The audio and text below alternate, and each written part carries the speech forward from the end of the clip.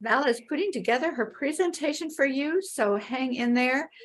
Today's capacity building topic is going to be fundraising. So yeah, on for a few minutes or a few seconds or a minute. We're also, I mean, that was the plan. If there's something else that we're happy to also have an open discussion. So if anybody has any questions, comments, anything like that, we're also happy to talk about that. absolutely. Okay. All righty. Well, good morning, everyone. So great to be here with all of you. We're going to do, here's my intention for today. I wanted to present to you our fundraising strategies, diversifying fundraising for health councils, in support of health councils and NMHC, of course. And we thought it would be a great opportunity. And again, it doesn't have to be the whole hour. We'll see how it unfolds. Great opportunity to maybe have a little bit of an open dialogue, reflection on some of these strategies that I'm sharing with you. And I'll give a little frame of reference of where I have applied these fundraising strategies in the past in other nonprofit sectors. And so that's the intention for today. Get your feedback and input and perhaps ideas and success stories that you have had yourself.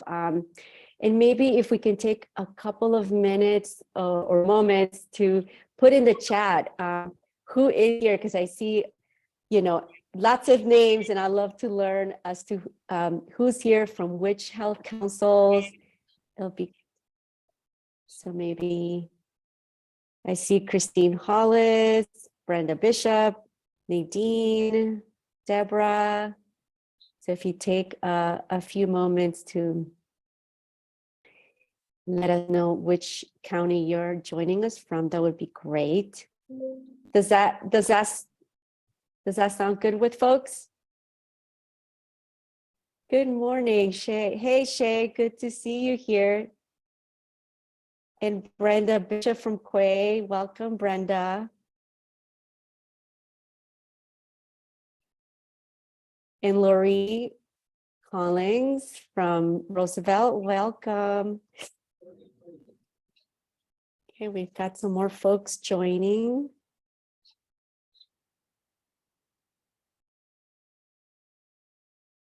Okay.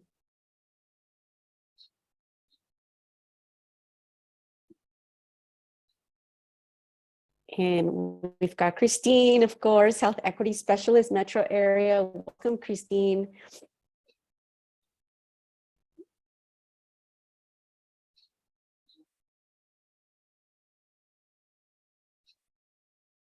Okay, so little by little, folks are joining in. I am going to start with a screen share.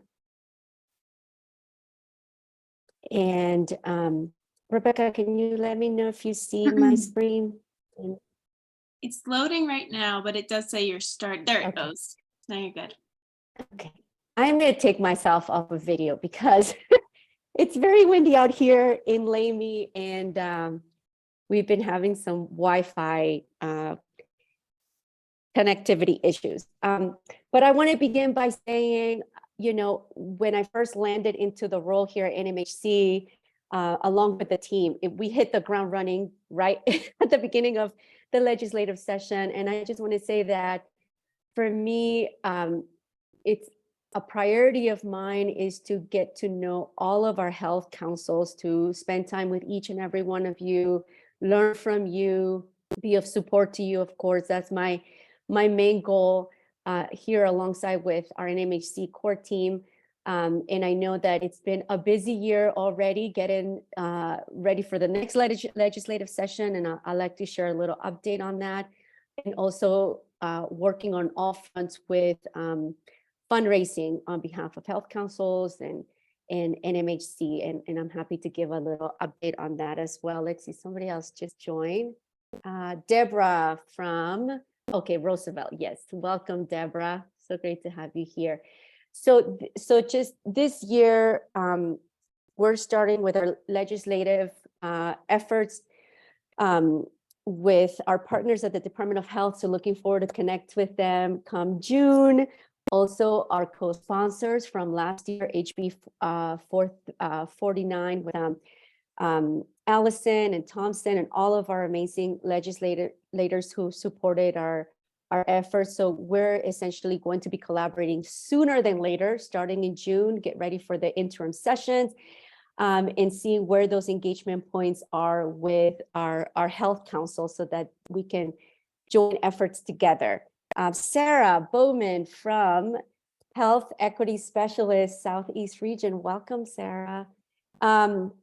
So essentially, what you're seeing on the screen here is my focus on partnership engagement on both fronts, legislative session, and also on the fundraising side.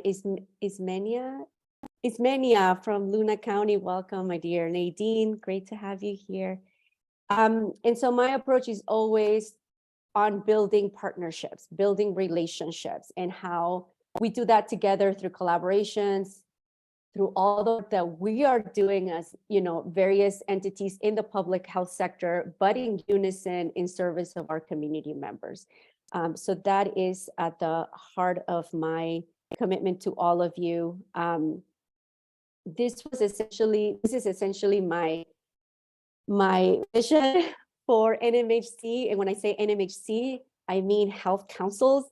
NMHC as the centralized hub for health council capacity development and research and advocacy for advancing health equity across New Mexico. And the following slides are really our NMHC strategies for leveraging health councils. And these next two slides, I mean, we require like a whole hour just to talk about these pieces. But what I really want to talk with you about is this social and health equity investment portfolio. So I've utilized this strategy in the health early childhood education sector, particularly in Boston, Massachusetts, and also here in New Mexico in the social and environmental justice sector as well. So what do I mean by social health equity investments?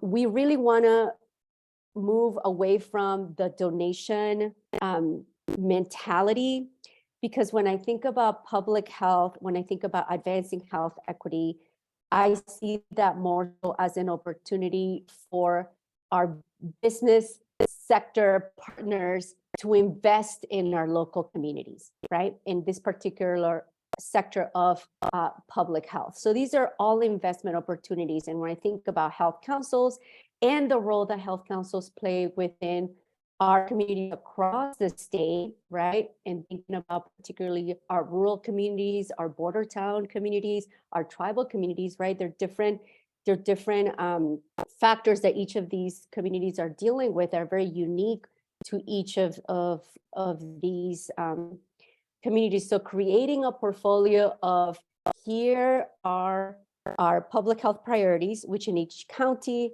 here are, here's the role that the health councils play. Here is the type of governance structure of each of the health councils. Here's the current funding of health councils, be it from the traditional funding at 12, 13K from the state via DOH and the current funding from CDC. And what is the optimal health council, high functioning health council, fully staffed health council with its, general operating budget health council, what is the picture perfect health council, and where are those gaps for other health councils so that we can essentially show the optimal health council versus the gaps that other health councils are dealing with in this investment portfolio, so that companies can see where they can invest to leverage health councils, to leverage the work that health councils are doing at the community level, especially in the context of CHIP and SHIP, in that critical role that health councils play in community health improvement planning, health improvement implementation, health improvement reporting, so on and so forth. So the strategy here is to approach fundraising as an investment, not as a donation, model.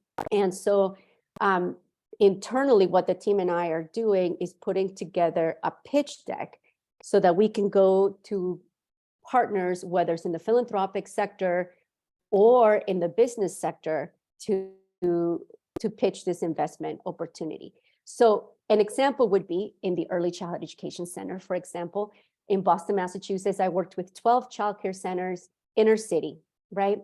And they all struggled with having enough funding for experiential learning for children in their programming. So they wanted to essentially get the children out into various experiences, for instance, dairy farm or picking, apple, going to the apple orchard in the fall. Because as you may know, early childhood education, the way children learn is through experiences, right? They don't learn by sitting in a classroom, having, one singular avenue of teaching. So it's all about how children get to experience the world, and that's how they integrate their learning. How do you teach a child the color yellow, right? So let's think about that in the context of being in the classroom versus being out in the world, experiencing the world. And so they lack the funding to create these experiential educational programming for children under 5 years of age. You asked a child, where does milk come from? And they say the supermarket, right? And so that's the kind of expansion of education that they were seeking to make through early childhood education. So what I did, I created this investment portfolio for these childcare centers, unique to each of them, and took an environmental scan of who were our business partners and philanthropic partners in that particular city or borough, metro area as well, and essentially reached out to them, engaged with them, created a relationship, presented the pitch.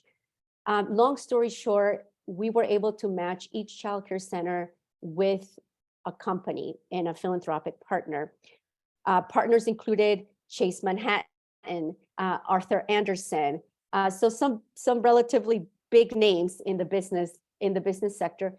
And they started with $50,000 pledge for that program for the first year, and then through that engagement, we also created other engagement points so that they could, get to know the children that they were serving, that they get to know the teachers, that they get to learn more about what is early childhood education. So we did this through, the reading hour. So volunteers would come from those sponsored companies into the classroom and read to the kids, or, have lunch or breakfast with the kiddos, or volunteer one of the experiential field trips, right, that they sponsored, or they hosted a coat drive for the kids every year, and so on and so forth. So these engagement points also started to create a deeper bond and a deeper rapport with those sponsored companies.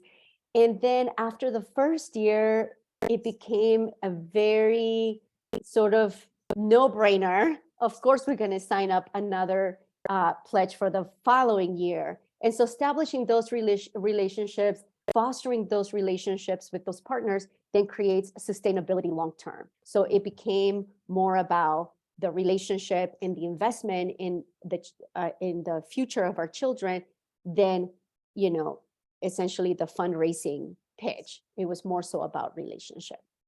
And so that's how we were able to successfully apply that strategy in that particular sector. Same thing for social environmental justice. And that was a slightly different in the sense that you do fundraising segmentation with your donor base. And I can talk a little bit more about that here in a second. But the strategy itself, I'm seeking to replicate that for health councils. So essentially do a comparison of optimal health council, high functioning health council, because they have the capacity, the staffing, the operating dollars, versus what is the gap, right, for other health councils, and provide that as investment opportunities. I'm going to check the chat here for a second. We have Ann McMillan and Mary from Silver High School. Welcome. And Mary Lombard, coordinator from Harding Health Council.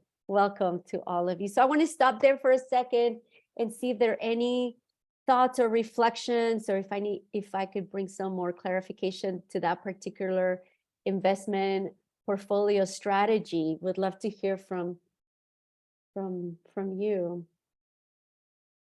Any questions that come up? Or...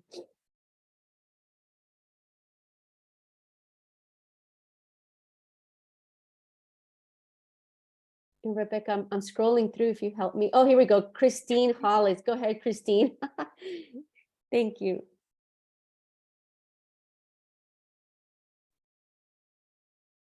Sorry, it's kind of It's hard okay. to mute. I may have missed it when you were talking, but I know that what you're discussing is not exactly social impact investing, Mhm. but I mean, besides companies possibly being involved, Mhm. do the health councils that might be in this relationship need to show, a certain type of success rate Mhm. or, sort of, basically effectiveness in what they do? Because in the past, I know for that kind of investment, Mhm. they needed to meet certain requirements or certain outcomes in Mhm. order to continue getting that kind of investment. And the only other question I had was, Boston's quite a different situation from Mhm. Albuquerque and even the rest of New Mexico, which Mhm. doesn't have quite as many large corporations Mhm. to perhaps support a number of the health councils, especially in some of the really rural counties. And have you kind of taken that into account also? Oh, absolutely, Christine. Thank you. So this is I'm hearing two questions. So I'm going to start with the first one.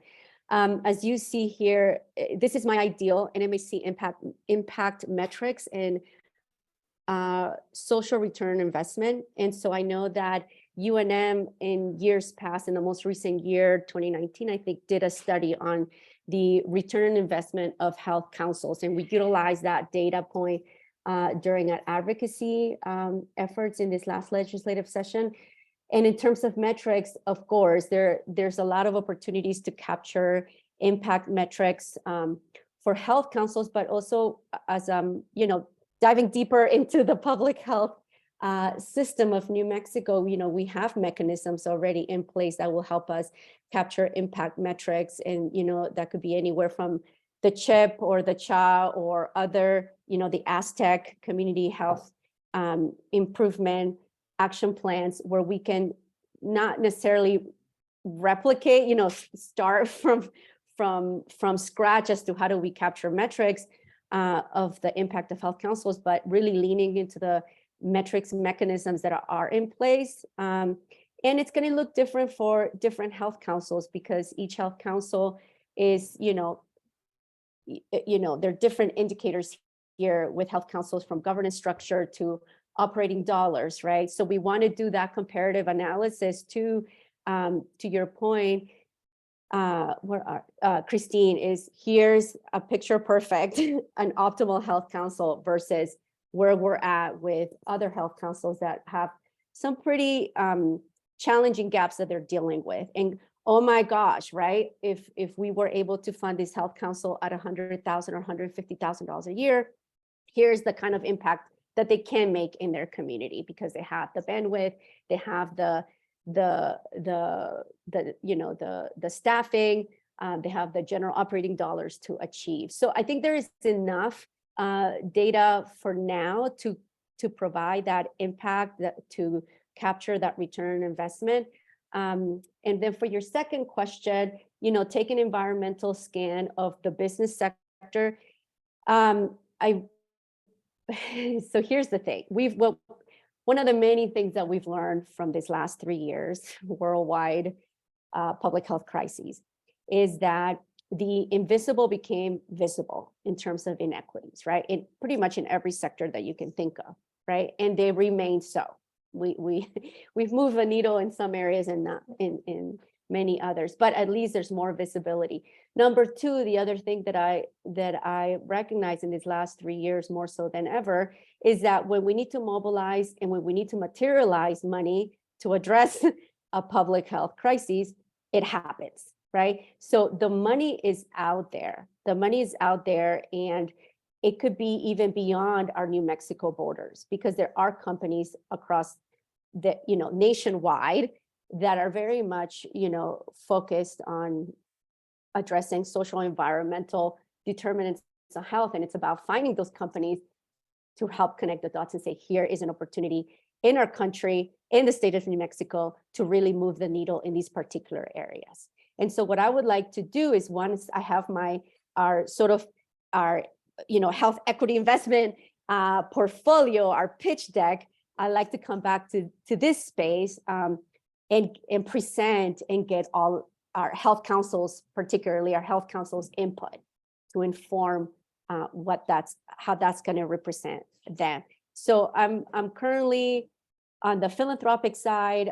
Wendy has been integral in this. We've been, moving on all fronts with meeting with CEOs and executive directors of various foundations in New Mexico, in Santa Fe, and of course, expanding beyond Santa Fe to allocate, granting opportunities or bridge funding for health councils. And I think we're going to have some updates on that in this upcoming e-newsletter in June 2nd. So stay tuned for that. Number two, meeting with these executive directors and CEOs of foundations, also particularly on bridge funding in this investment portfolio. And to your point, Christine, it is showing, here's the impact the health councils make. Here is an optimal health council, high functioning, because they have all the pieces that they need in order to excel and succeed at the work. And here are the areas that are in dire need of support in general operating dollars, in bridge funding. So I hope that answers your question. Please let me know if that satisfies your questions, Christine. No, thank you. Absolutely. And I'd love to hear from our health councils. Let's see, Mary Lombeck. At this time, Harding Health Council does not conduct fundraising events. We have focused upon providing education and are in the process of obtaining transportation for on-county residents. Absolutely. And I'd love to learn more from you, Mary. One of the things that I'm also working on is with our press community. Starting this spring, I want to launch awareness campaigns regarding our health councils and the work that they do in our communities in HB 137 and all of the investment opportunities that are available here to support our health councils. So this is where essentially highlighting, right, success stories of health councils and highlighting the challenges that health councils face in our various communities across the our state is going to be incredibly important. So I've got a list going of press leads and make action on that, and I will most likely be reaching out to our health councils to see who would like to volunteer and be featured and have an interview with one of our press here in New Mexico. And let's see, go ahead, Christine.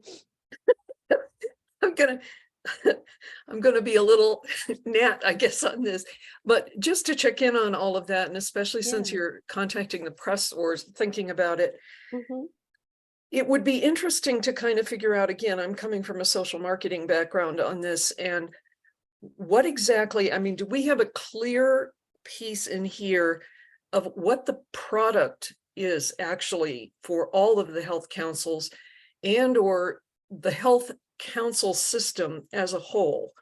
Because I don't have the feeling after 2 years of work on this that a lot of the health councils kind of see themselves as part of a very strong network in this state that contributes to the public health system and everything, which would be a part of promotion perhaps. But I find myself really wondering, what is the basic product in a way, services, whatever, that all health councils are to provide, so that, for example, when you are doing, this kind of, selling of the health councils and what they can achieve and everything, my experience so far has been that a lot of the achievements kind of vary across a lot of the health councils, not to say that they don't have those achievements. Mhm. But they may need, some work in advance, Mhm. working together on this. I don't know if you want to call it the capacity building or otherwise, but what is it that we as a whole, as health councils, do, how we contribute to the public health system, the county government sort of system, whatever, on Mhm. that, so that we have a very clear product when we're putting this out, so everybody can aim at it.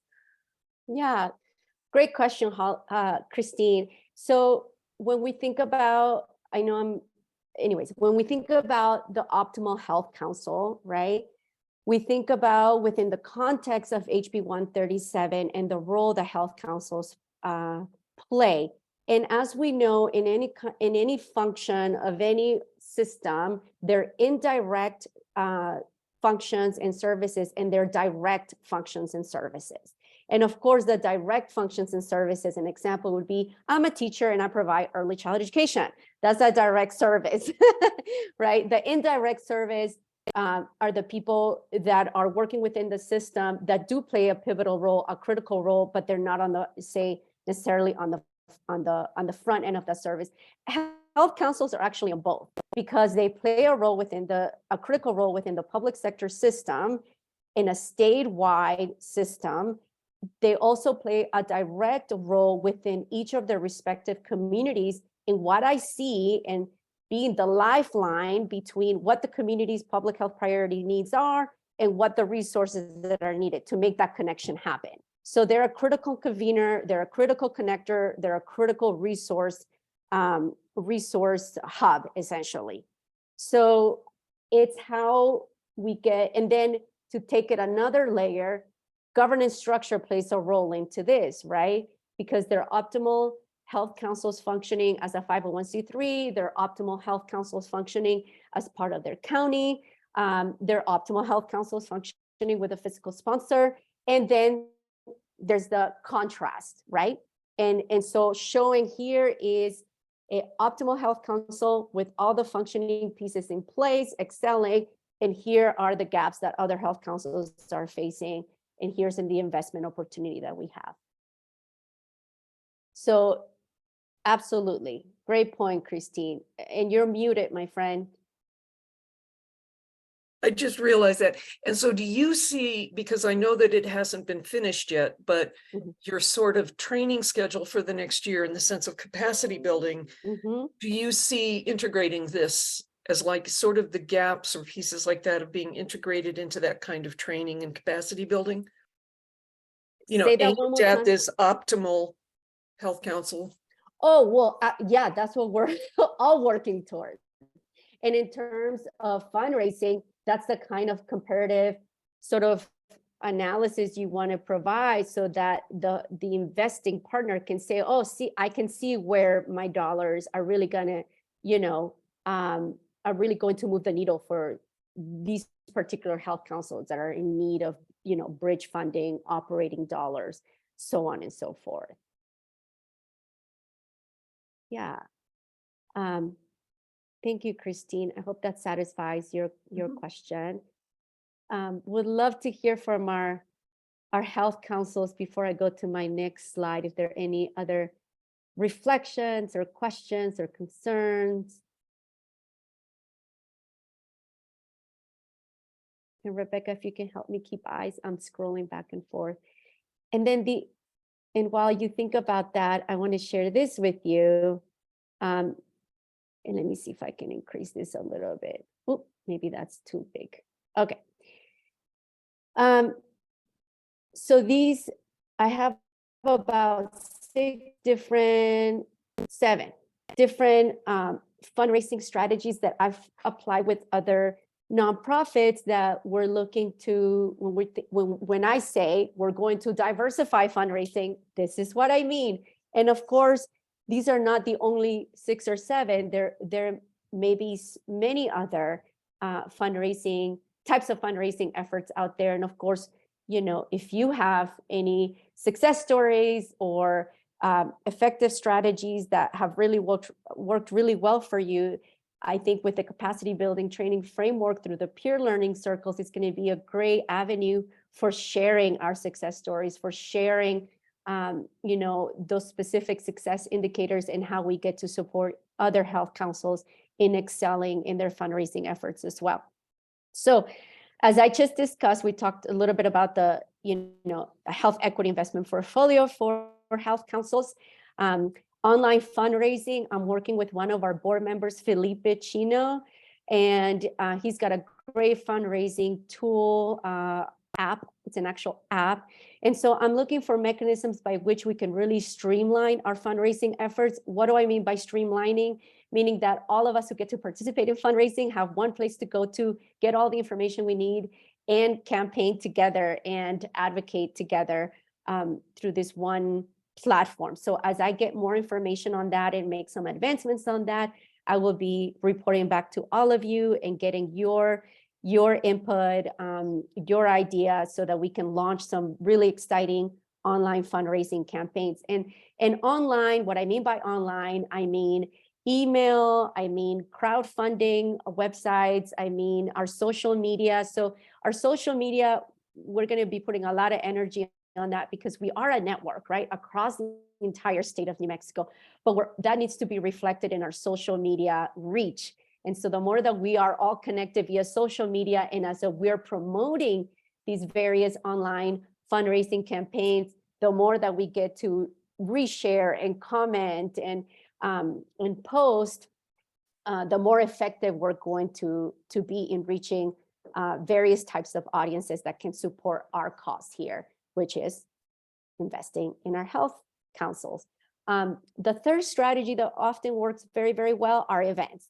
However, in order to host an annual fundraising event or a quarterly fundraising event, we really need operating dollars. And so this is something that's going to take the back seat for a little while until I can allocate some operating dollars, and really together we can think about what would be an event that can really render funds for our health councils. There's lots of great ideas. There's lots of opportunities, but this needs a little bit of funds in order to make it happen. The fourth strategy is corporate partnerships, which I talked a little bit about that, an example with the early childhood education program. So this is really about, that environmental scan, identifying those companies. They can be beyond New Mexico borders. It could be a company from another state that's really focused on social and health determinants on health, social and environmental determinants on health. The planned giving, this is where we start building our donor base. So in speaking to that fundraising app, what you're going to find eventually in our NMHC website, and this is where we get to expand our network with our health councils, is that there will be an investment portal on the NMHC website for health councils. So people have a place to go and invest specifically and directly to health councils across the state to their specific needs. And the plan given is also going to help build our donor base and start to create legacy gift programs, which then in turn starts to create sustainability, long-term sustainability.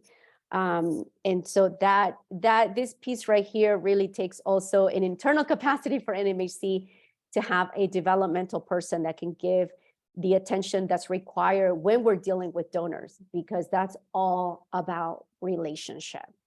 You can't just engage donors to invest in XYZ. You really gotta have the internal capacity to hold those relationships, to cultivate those relationships, to maintain those relationships. And there's various strategies on how to do that on a weekly, monthly, quarterly basis.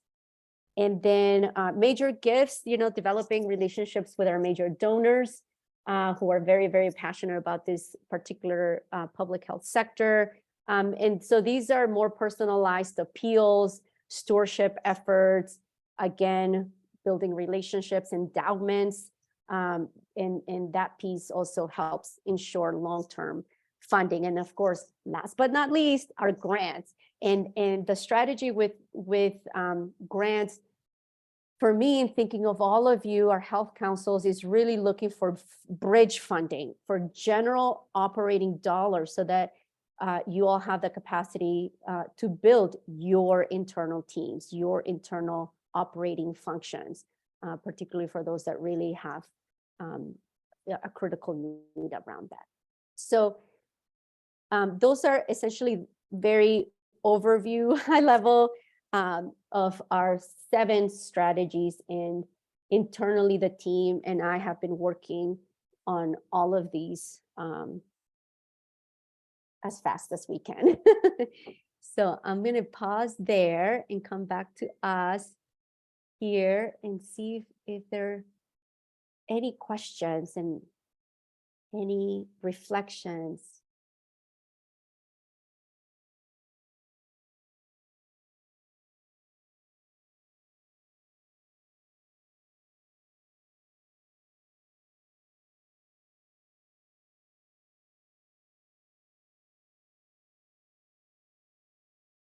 Or if you're feeling like you're complete, let me know.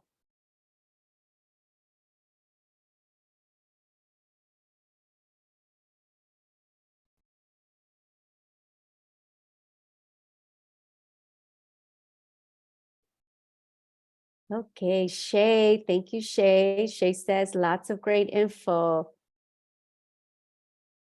And again, as the team and I formulate these investment proposals, we want to come back to whether it's this space or one of our health council talks. I know with Wendy, I think we have one next Friday, and present that deck to all of you, and then you can all weigh in as well, right? Because this is going to take our collaboration here with all of our health councils to make sure we're presenting the exact pitch that we feel, you know, in alignment with.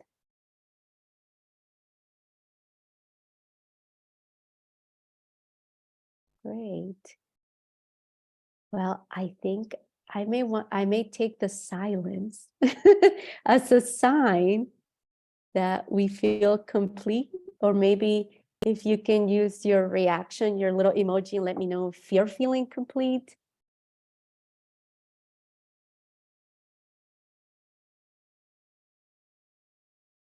Okay, Shay, thank you.